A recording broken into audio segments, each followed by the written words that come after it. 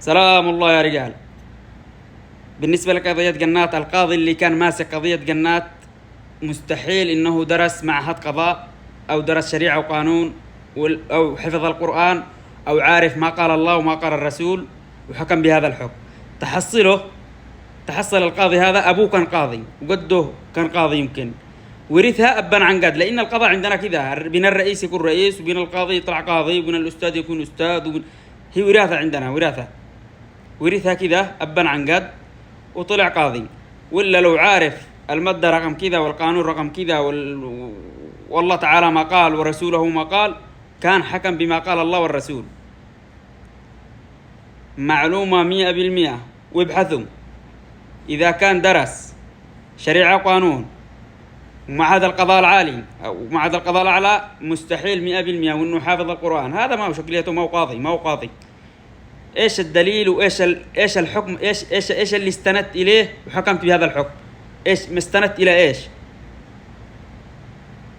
نقول لك أبو البنت دخلوا معه في صلح وحكموا له ب100 مليون وأرضية 5 قصب و5 لبن بداخل صنعاء ما يجي فلوس، تحكم له ب5 مليون وتحكم على الرجال ب15 سنة سجن. إيش استفاد؟ هو إيش استفاد لما تحكم ب15 سنة سجن؟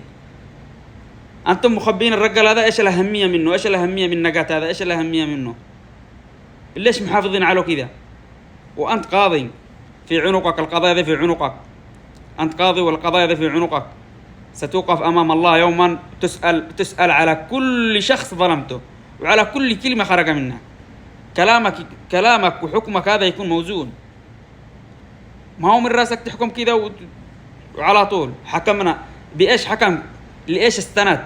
إيش القانون اللي حكم؟ إيش القانون اللي قريته؟ إيش المادة اللي نطقت به؟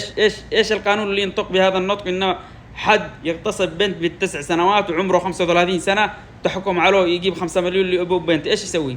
الرجال خاسر، باع أرضه وكذا، خاسر أكثر من 10 مليون عشان ينصف لبنته، عشان يبيض وجه بنته، وتحكم له بهذا الحكم؟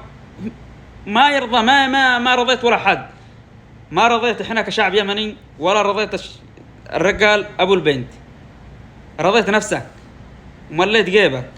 وهذا من الأخير.